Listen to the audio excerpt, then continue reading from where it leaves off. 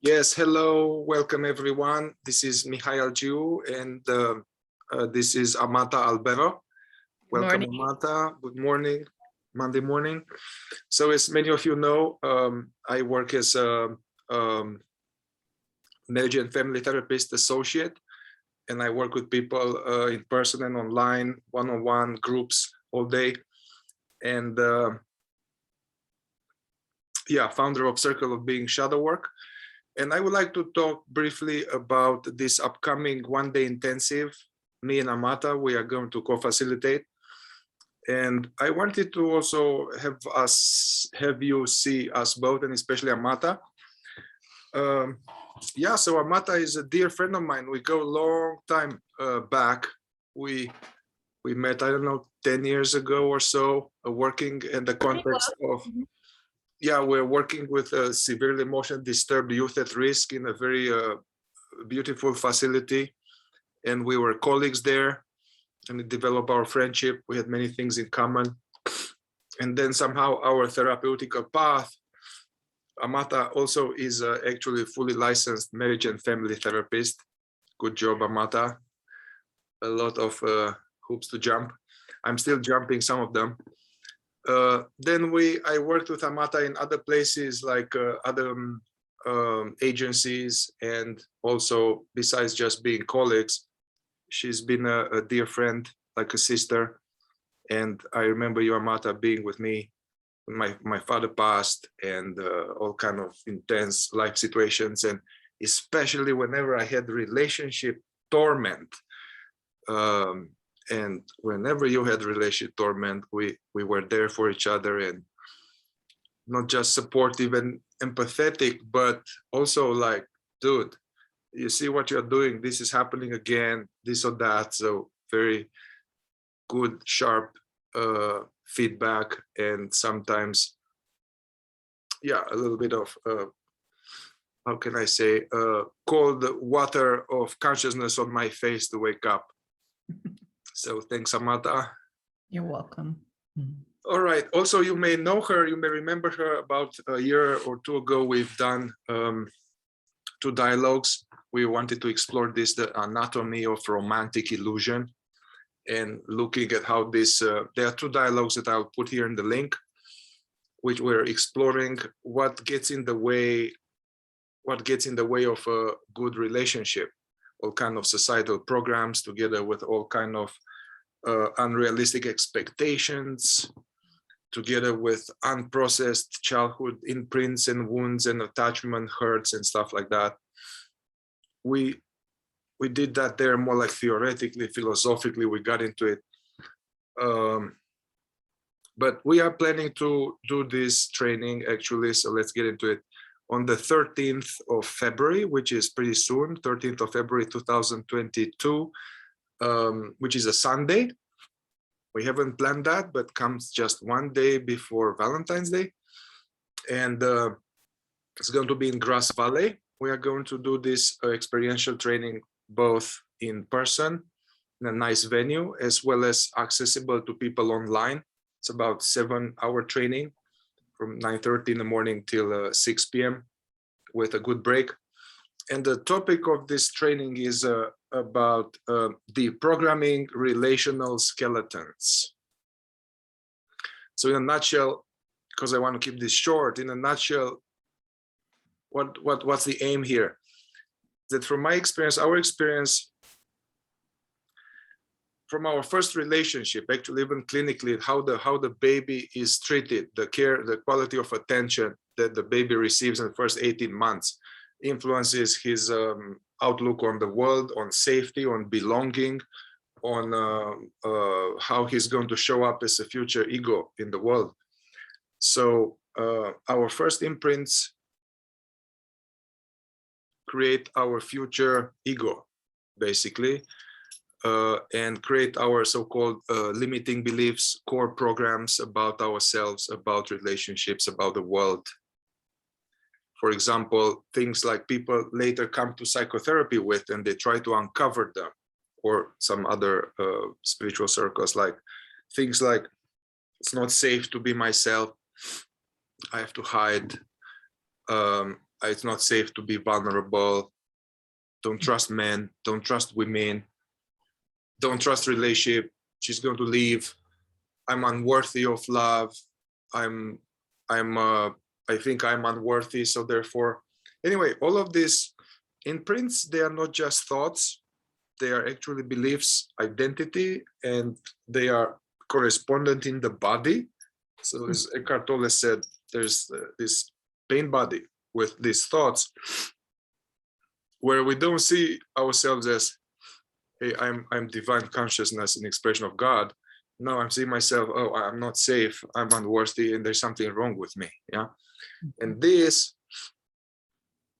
are like a filter. So now I'm going to mysteriously be attracted to people in my life, people, partners, whatever, that is going to mirror this back. So I get confirmation. Or just because I have this strong, somehow it's almost pulls it out of, I don't know, not from people, but from the situation to mirror this back. So the point of this training is to first become aware of this stuff. These stuff usually are hidden, very pernicious, yet there's the voice in the head, the sense of me in the head. And first become aware of them, and then learn in a safe, loving, non-judgmental container. They say it's relational wounds heal relationally. It doesn't heal just being somewhere on a mountaintop or at a like 3-week retreat, although it's very good to do those things. So becoming aware of those things, sharing them with each other, and also learning some practical skills, some deprogramming skills to look at them rather than being it. Looking at them and then challenging them. Just by looking at them thoroughly, one can see sooner or later that is not true. And yeah, becoming free of these things. And my modality is awareness-based somatic approach. So we are going to spend time also in some type of dropping in. One of my teachers was saying, you can't do work in sleep. Basically, you can't do deprogramming subconscious work if we are checked out. So yeah, and I haven't done any training with Amata, but I trust her completely, her wisdom and her experience with relationship and her transformation. And so I'm happy to have her. And yeah, I have a history of putting her on the spot without preparation. So Amata, yeah, if you want to share a little bit for our viewers that know me more about your, what's your medicine and what was your experience with relationship? How was in your relationship as an evolutionary practice, let's say? Yeah. Well, thank you, first of all, for acknowledging how you often put me on the spot without preparation, and which this is today. Certainly, there's a long path in preparation to this conversation. And as you mentioning, relationships have been, for me, relationship of all kinds, not only intimate and romantic ones, but relationship at large are certainly the field where I've applied the theory of being present, right? And going into those murky, painful spots where the deficiency story, as we've been calling it recently, becomes real, right? Like we call it a story, but in truth, it's evidence-based most often. As you were talking about, attracting on our path dynamics and situations that confirm the theory of our deficiency story from the perspective of the personality that has been developed through, I would say, even before the 18 months of our life, right? We starting from the womb, maybe there's a lot of that initial imprinting really that goes into the development of our being, like the fabric of our being. So how those deficiency stories are and the blueprint of our relational skeletons is developed from gestation to the first experiences of our relationships is then how we experience them in our adult form, whether in intimate relationship or friendships and other forms of relational dynamics. And I would say the medicine for me, it's being where it's sticky and painful, and bringing that presence. So thanks to a lot of kinds of works between psychotherapeutic work and ceremonial work and mindfulness work, at some point it started to click for me. And I would say it was a sudden illumination of about a decade ago, a little bit longer than a decade ago, where I started to do the math and recognizing that in all the stories where I was feeling the same way and the same story was repeating itself in different forms with different flavors, different characters, all kinds of spectrum of characters, culturally speaking, from, all different parts of the world, different subjects, different topology of individuals. The only thing that it was always the same was me. I was the common denominator of all these stories enacting, And that was a sudden moment of reflection, because for a long time, we live in projection. And so there's the victimization in. And so when I personally started to recognize that I was the common denominator, I started to recognize that the work starts in here rather than in the projection. But as you said, it's relational, so it's both way, right? Part happens in here and part happens with the other, whoever the other is. So my medicine is to go there where it hurts and do that part of work on this side of the spectrum, and helping others to do that part of the work where it hurts. Because where it hurts, it's the good news is that we can track it. So we can go in it, right? And the hurt part is what gives us the spotlight. Yeah. In the body, as you were saying, the body pain, it's like it helps us mapping so that we can really bring that medicine of presence there where it's hurting. And so there we learn to also respond in a different way from the place of hurt. And in the shift between reacting and responding, we start to do the work together. Does that make sense? Yes, it makes a lot of sense. I really like it. And also I had more like a, let's say we supported each other in a ceremony, and then I was in a certain space. You were there for me as a safety and guide.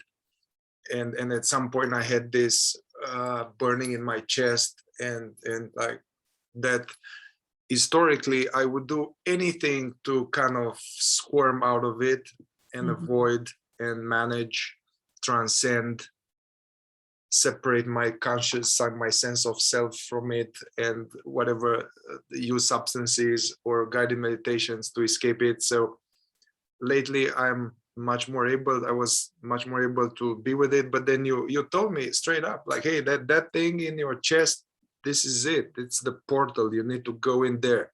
Yeah, that's the gateway. Reminded me of that, and that thing in the chest. It wasn't like burning because I ate something, or just sensation, as they say in some this non-dual, just sensation coming and going. Yeah, it's sensation coming and going, but it's sensation. There were sensations connected to relational trauma, connected to a certain ruptured attachment that created some other thoughts, which at the beginning they are hidden. It says I'm alone, there's no love. So that's the entry point.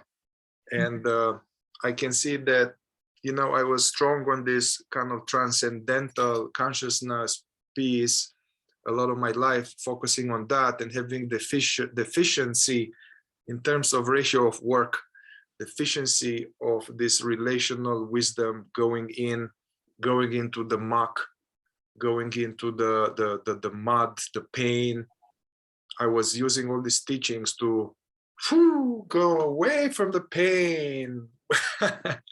And then somehow our friendship and collaboration, somehow you got some of my this consciousness medicine, and then I got some more grounded into just more like human wisdom, and somehow they all need it. So I appreciate you for that. Yeah, but I want to say, Mihai, it's mutual, right? Because I remember also many moments where, the wheel somewhat was turning, and I was the one in need of that support. And I remember a very specific type of work that we were doing some years ago in regards to allowing. Can you allow it? I remember, and sometimes those words of yours come with your face in my mind. Can you allow it? Because it is squirming, right? Like, I mean, the pain is actually not imagined. It's not a story. It's real, and we want to push it away or do whatever it takes to fix it, soothe it, stop it. We hardly ever go, can you allow it? Yeah. Because allowing seems almost like a defeat. Like, am I gonna be in this place of suffering forever? Actually, when we allow it, even for a moment, it changes right away. Yeah. Just like by the acting of allowing it, right? For me, it was a revolutionary concept to understand that the life of an emotion, raw, it's less than 2 minutes. If we, bring that level of presence, whatever we have as ways, breath, movement, sound, but can we allow it first? Yeah, it's interesting that the default setting is to resist unpleasantness. Yeah. And the whole addiction thing is to resist unpleasantness, to do something about some energetic, emotional unpleasantness. And so basically the resistance is now compounds the suffering. So there is, let's say, some sense of loneliness in the body, or some sense of some sadness or whatever, fear in the body. And then there is, I don't want this, and compounds it, stays longer.